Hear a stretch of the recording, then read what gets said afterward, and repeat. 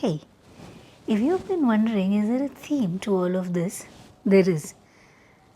Emotional self regulation. It's the education we need, but the education that we don't always receive. Let's look at what emotional regulation or self regulation means, what it does, and what's the link to changing our own minds. You know what a regulator is. Think of a fan regulator that changes the speed from 1 to 6 and so on. It adjusts the mechanism for fluctuations and keeps the output steady even if what's required is a steady increase or a steady decrease. It stops fluctuations as a result of external stimuli such as electricity fluctuation, right? Now apply the same thing to our inner selves. Emotional self-regulation is learning to meter and apportion the right degree of an emotional and a logical response to circumstances, right?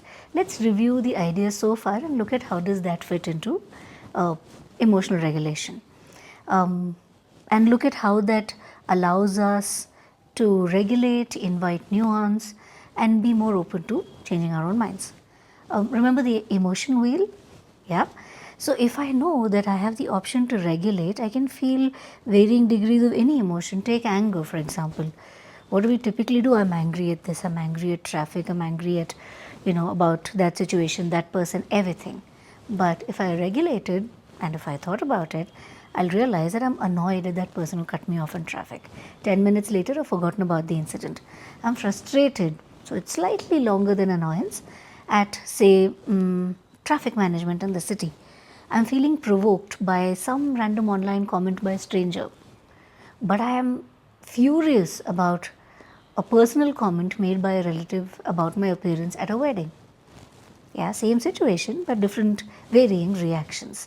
I'm withdrawn out of being upset at that one toxic coworker, so I won't talk to them or engage with them beyond absolutely required levels. Same can be done for other emotions. Joy, for example, yeah. I'm hopeful that the year end brings calm.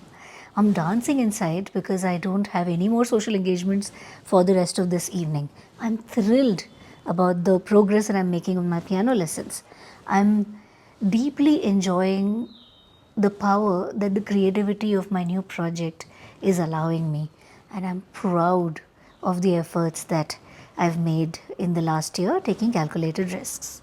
Yeah, so that's nuance for you. To this, add the awareness of what the body is telling you, and this becomes an important input to knowing our own inner world.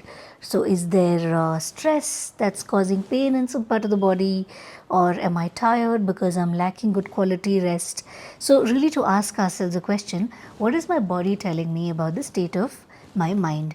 And that then allows to say, in addition to feeling annoyed about traffic, I'm also tired because I slept badly. So I'm feeling angrier than I ought to, right?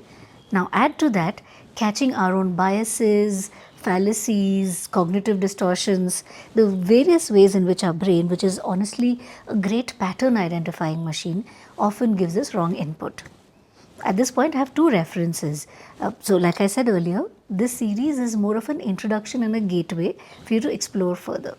So two references of two books. You can also read book summaries or watch videos that do the same thing.